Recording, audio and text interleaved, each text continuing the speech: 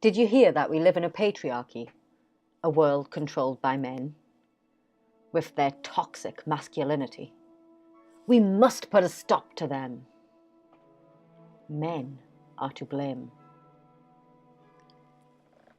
But aren't they the same who do worse at school through every age, who are more likely to drop out at an early age, who pass fewer exams and receive less grants?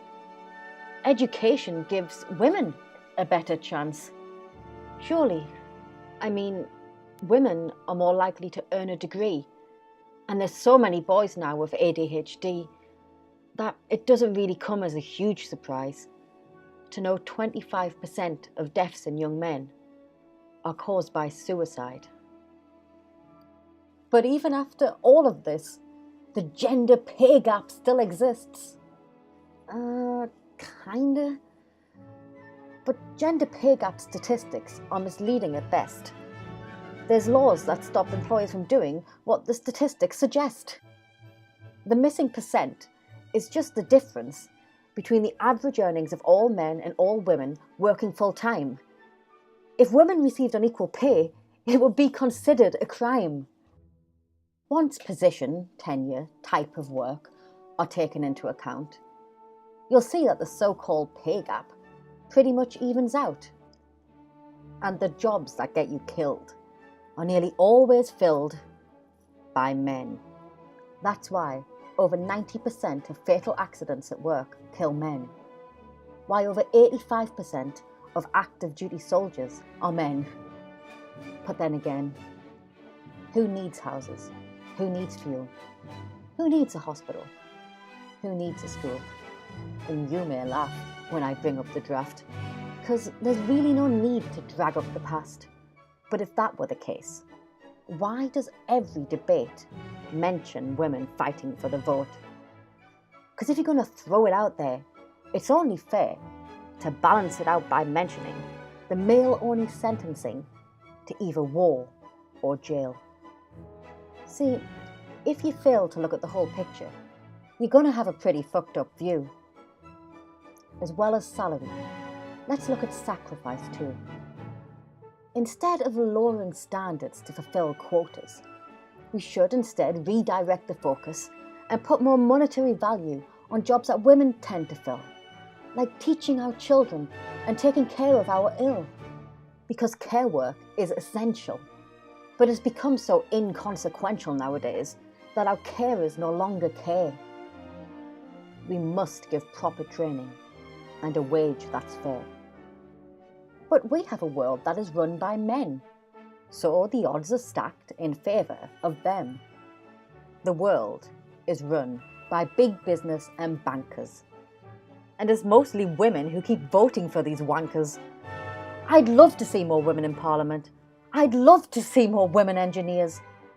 But now it's down to women to start choosing these careers. Maybe, just maybe, there is something in biology. Maybe, just maybe, it makes us more inclined to be a certain way. That's not to say we shouldn't encourage men and women to step outside of their comfort zones. But if women want to stay in their homes, that doesn't make them powerless. If the children are our future, and it's mothers raising kids, then surely it must be mothers who have true power to give. Or did you confuse power with money? See, I think it's funny how women's liberation coincides with the deterioration of the home. There's no place like it. But in order to exist, you spend your days away to get your pay, your kids raised by citizen schools, no dad around to teach the rules. And so we get gangs, we get crime, we get stupid fucking accidents happening all of the time. Because some of these kids, they have no life skills. They can't manage their hair, let alone manage the bills. But this is down to men as well. They're the ones who leave. They're the ones who break your heart, the ones who deceive. Women cheat just as much as men. and it's women who initiate the majority of divorces, often continuing to live off the man's earning and resources. And it's women who can then go onto any dating site and literally overnight be inundated with messages from potential suitors as they sit around hopefully at their computers. But what you have there is the male gaze, which is one of the many ways men express their dominance and exert their power. Look, I don't want my daughter to cower when she's out and about and she hears someone say, "Hello, beautiful, give us a smile," or "How are you doing today?" See, if everything offends you, what tends to happen is you start to push men away. They don't know what to say to you anymore. And if they're not handsome enough or charming enough, they're considered a creep. So instead, I think I'll teach my daughter to respect all men, even the ones who she's not sexually attracted to, because it's a two-way street. But we live in a culture of rape. 1 in 5 women on college campuses are sexually abused. Never doubt the victim. Punish the accused.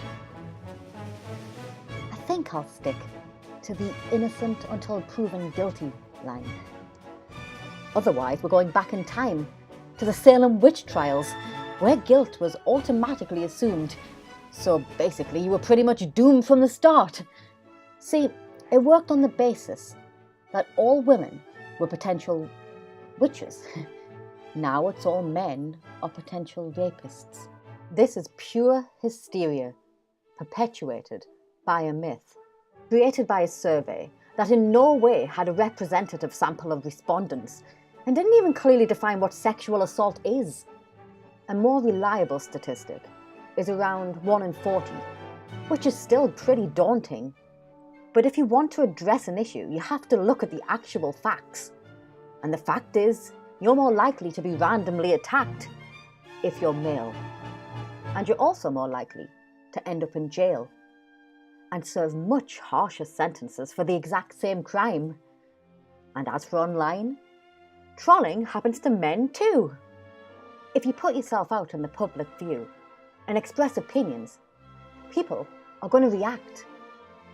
If you don't like what they have to say back, you have the power to block them, disable comments, report users, whatever you want.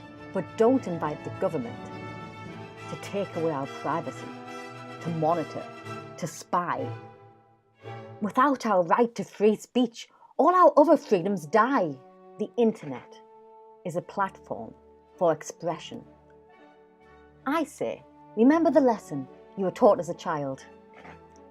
Sticks and stones may break my bones, but words will never hurt me.